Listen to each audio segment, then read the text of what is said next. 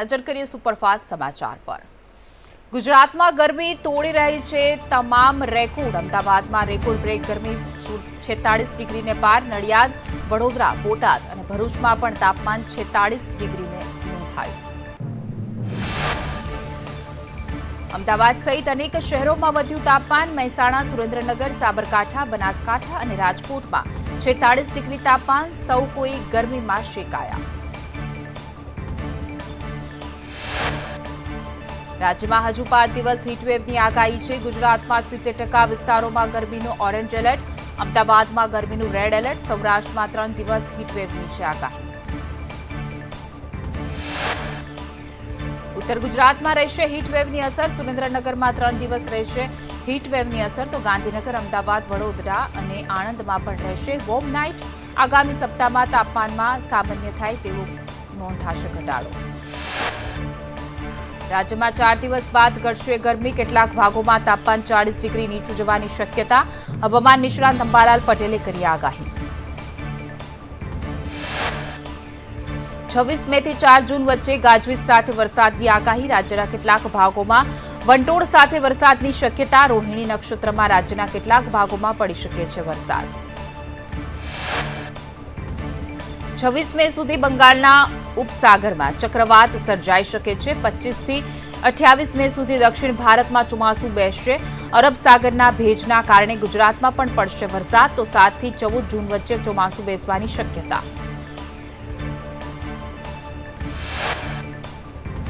રાજ્યમાં ગરમીને કારણે કુલ 15 લોકોના મૃત્યુ થયા છે। ગભરામણ, ખેંચ, હીટસ્ટ્રોકથી 15 લોકોના મોત થયા। વડોદરામાં આકરી ગરમીથી 4 લોકોના મોત થયા છે।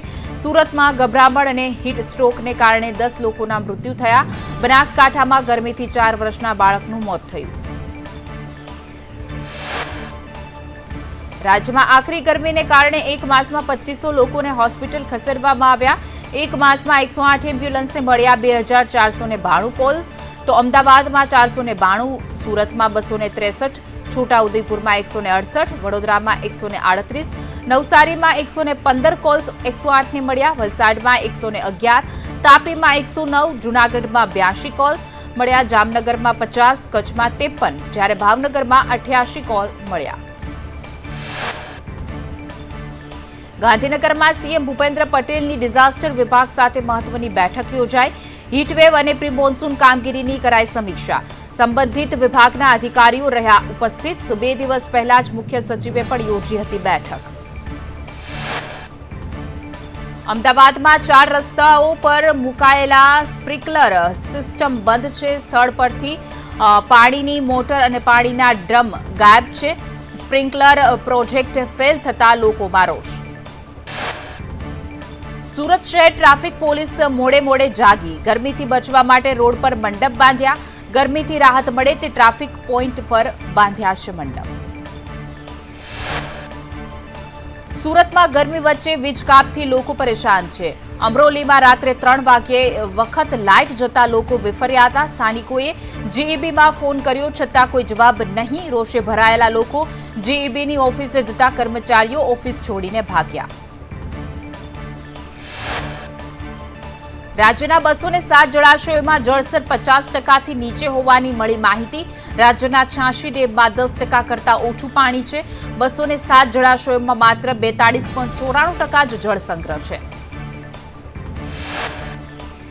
તો આ તરફ ઉત્તર ગુજરાતના 15 જળાશયોમાં 29.36% જળસંગ્રહ, જ્યારે મધ્ય ગુજરાતના 17 જળાશયોમાં 47.21% જળસંગ્રહ છે। દક્ષિણ ગુજરાતના 13 જળાશયોમાં 39.60% પાણીનો જથ્થો હોવાનું સામે આવ્યું છે। સૌરાષ્ટ્રના 141 જળાશયોમાં 17.33%, કચ્છના 20 જળાશયોમાં 29.98% પાણીનો જથ્થો છે। સરદાર સરોવર ડેમમાં 55.17% જળસંગ્રહ છે। યાત્રાધામ દ્વારકામાં અરબી સમુદ્રમાં કરંટ જોવા મળ્યો હતો। ગોમતી ઘાટ પર ઉછળ્યા મોજા। કાળઝાળ ગરમીમાં સહેલાણીઓએ દરિયામાં માણી મજા।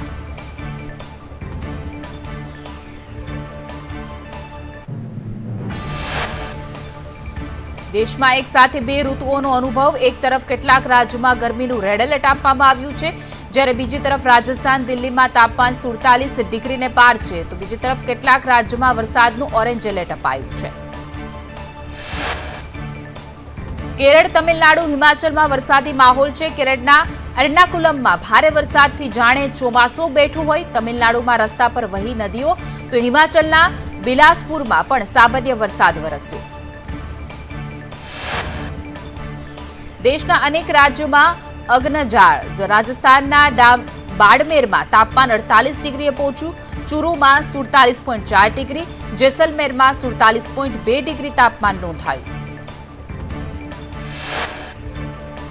દેશના અનેક રાજ્યોમાં આકરી ગરમીનો પ્રકોપ યથાવત છે. રાજસ્થાન, પંજાબ, હરિયાણા, દિલ્હી, યુપીમાં રેડ એલર્ટ છે. તો રાજસ્થાનના બાડમેરમાં 48 ડિગ્રીને પાર થયું છે તાપમાન. ફતેપુરામાં 47.6 ડિગ્રી, ચુરુમાં 47.4 ડિગ્રી તાપમાન નોંધાયું છે. જેસલમેરમાં 47.2 ડિગ્રી, તો જાલોરમાં પણ 47.2 ડિગ્રી તાપમાન નોંધાયું. પહાડો પર પણ તાપમાનનો પારો ઉચકાયો છે. જમ્મુમાં તાપમાન 41 ડિગ્રીને પાર પહોંચ્યું છે. હરિયાણા, પંજાબમાં તાપમાન 47 ડિગ્રીને પાર રહેવાની શક્યતા વ્યક્ત કરવામાં આવી છે. ભારતમાં કોરોનાનો નવો વેરિયન્ટ સામે આવ્યો છે. ભારતમાં KP.2ના 290 અને KP.1ના 34 કેસ નોંધાયા છે. સિંગાપોરમાં તબાહી મચાવનાર વાયરસ ભારતમાં ફેલાયો. તો ગુજરાતમાં શંકાસ્પદ વાયરસના 2 કેસ નોંધાયા છે. ઓમિક્રોન કરતાં પણ વધુ ઝડપથી ફેલાઈ રહ્યો છે આ વાયરસ. તબીબોના મતે આ વેરિયન્ટ ઘાતક નથી, પણ સાવચેતી રાખવી જરૂરી છે. KP.2 અને KP.1 વેરિયન્ટ કોરોના જેવા જ લક્ષણો ધરાવે છે. જીનોમ સિક્વન્સથી જાણી શકાય છે વાયરસના લક્ષણ. મોડાસામાં નકલી કચેરી કાંડમાં 4 વર્ષથી નકલી કચેરી ચાલતી હોવાનો ઘટસ્ફોટ થયો છે. સૂત્ર પ્રમાણે ખોટા બિલ ભાજપ કોંગ્રેસના નેતાના પુત્રના નામે છે. 3.49 કરોડના ખોટા બિલો બનાવીને તૈયાર રાખ્યા હતા. 30 કરોડનું કૌભાંડ હોવાની આશંકા છે. વધુમાં સૂત્ર પ્રમાણે આરોપી ડામોરે મેઘરજમાં 9 કરોડની જગ્યા રાખી છે. મોડાસામાં 4 બંગલા છે. આરોપી ડામોર ભીખાજી ડામોરનો વેવાય હોવાનો પણ ખુલાસો થયો છે. મોડાસામાં નકલી કચેરી મુદ્દે સરકાર હરકતમાં આવી. સિંચાઈ મંત્રીએ તપાસના આદેશ આપ્યા છે. સચિવ કક્ષાએ તાત્કાલિક તપાસ કરીને રિપોર્ટ મંગાવ્યો છે. તો અધિકારીઓને સ્થળ મુલાકાત કરી રિપોર્ટ આપવા સૂચના આપવામાં આવી. મોડાસામાં નકલી કચેરી કાંડમાં ભાજપના નેતાના વેવાયની સંડોવણી સામે આવી છે. સિંચાઈના નિવૃત્ત અધિકારી ડામોર ભાજપ નેતાના વેવાય હોવાનું ખુલ્યું. ભાજપ નેતા ભીખાજી ડામોરના વેવાય છે PM ડામોર. મોડાસામાં સિંચાઈની નકલી કચેરીના દસ્તાવેજ કબજે લેવાયા છે. ભાડાના મકાનમાં ચાલતી નકલી કચેરીમાંથી કોમ્પ્યુટર, સિક્કા સહિતના દસ્તાવેજો કર્યા કબજે. જિલ્લા કલેક્ટર અને DDO દ્વારા તપાસ કમિટીની રચના પણ કરવામાં આવી છે. મોરબીની 6 સિરામિક ફેક્ટરીમાં સર્ચ ઓપરેશન. DGGIએ મોટી માત્રામાં ડોક્યુમેન્ટ કબજે કર્યા છે. લેમોરેક્સ, ગ્રેનિટોસ, લુફ્ટોન ટાઇલ્સ અને લોવેલ સિરામિકમાં કાર્યવાહી કરાઈ છે. 50થી પણ વધુ અધિકારીઓ સર્ચ ઓપરેશનમાં જોતરાયા છે. અભિનેતા શાહરૂખ ખાનના તમામ રિપોર્ટ્સ નોર્મલ આવ્યા બાદ આપશે તેને ડિસ્ચાર્જ. એક્સપર્ટ ડોક્ટરની ટીમ દ્વારા ચાલી રહી છે સારવાર. તો શાહરૂખ ખાન સાથે પત્ની ગૌરી ખાન પણ છે હોસ્પિટલમાં હાજર. વડોદરામાં ચોમાસા પૂર્વે જ વરસાદી કાંસની સફાઈની કામગીરી હાથ ધરાઈ છે. કાંસની સફાઈ માટે મુંબઈથી મશીન મંગાવાયું છે.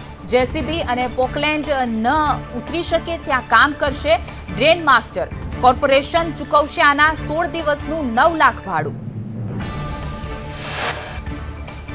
સુરત વકીલ મંડળ દ્વારા નવી કોર્ટ સામે માટે જગ્યા માંગવાનો મુદ્દો. જે આ અંગે કલેક્ટરે કહ્યું કે ભાઠાની જમીન પર બાંધકામ થઈ શકે નહીં. 28 મેના રોજ મીટિંગમાં લેવાશે નિર્ણય. જૂની અટવા લાઇન્સ કોર્ટ ખસેડવાનો લેવાયો છે નિર્ણય. યાત્રાધામ દ્વારકામાં વહેલી સવારથી જ મંદિરમાં ભક્તોની ભારે ભીડ જોવા મળી. ગરમી વચ્ચે મોટી સંખ્યામાં ભક્તો દર્શનાર્થે ઉમટી પડ્યા. શ્રદ્ધાળુઓએ ગોમતી ઘાટમાં કર્યું સ્નાન. વૈશાખી પૂનમે શામળાજીમાં જામી છે ભક્તોની ભારે ભીડ. તો શામળિયાના દર્શન કરવા ભક્તો અધીરા થયા છે. ભક્તોએ શામળિયાની શણગાર આરતીના દર્શન કર્યા તો પરિસરમાં દર્શન માટે ભક્તોની લાંબી લાઈન લાગી છે. સમગ્ર નિજ મંદિરને ફૂલોથી શણગારવામાં આવ્યું છે. તો આ તરફ યાત્રાધામ પાવાગઢમાં પણ ગરમીના કારણે યાત્રાળુઓની ઓછી ભીડ જોવા મળી હતી. પૂનમનો દિવસ હોવા છતાં કાળઝાળ ગરમીને લઈ શ્રદ્ધાળુઓની સંખ્યા ઓછી. ગરમી વચ્ચે લોકોએ બહાર નીકળવાનું ટાળ્યું છે. યાત્રાધામ ડાકોરમાં બુદ્ધ પૂર્ણિમાએ માનવ મહેરામણ ઉમટ્યું. મંગળા આરતીમાં 50,000 ભક્તોએ દર્શનનો લાભ લીધો હતો. 2 લાખ કરતા પણ વધુ ભક્તોએ રાજા રણછોડના કર્યા દર્શન. ઊંઝામાં ઉમિયા માતાની 4 કિલોમીટર લાંબી શોભાયાત્રા. યાત્રાધામ વિકાસ બોર્ડના ચેરમેને કરાવ્યું પ્રસ્થાન. મોટી સંખ્યામાં દેશ વિદેશના કડવા પાટીદારો જોડાયા આ યાત્રામાં. ઊંઝાના વિવિધ વિસ્તારોમાં ફરશે શોભાયાત્રા. પાટણ હાઈવે પર હિટ એન્ડ રનના એક વ્યક્તિનું મૃત્યુ થયું છે. એક વ્યક્તિ ઘાયલ થયું છે. રિક્ષા ચાલકે બાઇક સવાર દંપતીને મારી ટક્કર. માખણિયા હાઈવે પરનો આ બનાવ. સુરતના પુણામાં બાઇક અડફેટે આવ્યા બાદ ટેમ્પો નીચે કચરાતા વિદ્યાર્થીનું મોત થયું છે. મૃતક મિત્ર સાથે સ્ટેશનરી લેવા નીકળ્યો હતો. મૃતક ઉના તાલુકાના જૂના ઉગલા ગામનો વતની છે. સરથાણા પોલીસે વધુ તપાસ હાથ ધરી છે. પાલનપુર હાઈવે બ્રિજ પર બસ ચાલકની બેદરકારી અકસ્માત સર્જાયો તો બસ ચાલકે વાહનને અડફેટે લેતા બસ ડિવાઈડર સાથે અથડાઈ હતી. રાજસ્થાનની બસમાં સવાર 7 મુસાફરો થયા ઈજાગ્રસ્ત. અમદાવાદમાં મદરેસા અને મસ્જિદ કોની જમીન પર બન્યા છે તેને લઈને ક્રાઇમ બ્રાન્ચની ટીમે એએમસી પાસે વિગતો માંગી છે. મસ્જિદ અને મદરેસા કેટલાક સમયથી કાર્યરત તે પણ વિગત માંગી છે. બનાસકાંઠાના સેસણ ગામના આધેડની જૂની અદાવતમાં હત્યા કરવામાં આવી. આખિરાજસિંહ નામના શખ્સ સામે નોંધાઈ છે ફરિયાદ. આગથડા પાસે જૂની અદાવતમાં આધેડની હત્યા. સુરતમાં એએમએનએસ કંપનીની કોલોનીમાં ચોરી મુદ્દે કાર્યવાહી કરાઈ છે. એમપીના ઘરમાંથી 3 પુરુષ મહિલા તસ્કરની ધરપકડ કરવામાં આવી છે. એએમએનએસ કોલોનીના 5 મકાનોમાં ચોરીને આપ્યો હતો અંજામ. પોલીસે 70,000નો મુદ્દામાલ કબજે કરીને વધુ તપાસ હાથ ધરી છે. ભાવનગરના વર્તેજથી 660 લીટર ગેરકાયદે બાયોડીઝલ ઝડપાયું છે. પેટ્રોલ પંપની પાછળ ખુલ્લી જગ્યામાં પોલીસના દરોડા. 3 આરોપીઓને 15 લાખના મુદ્દામાલ સાથે ઝડપી પાડ્યા છે. વાહનોમાં પૂરતા હતા ગેરકાયદે બાયોડીઝલ.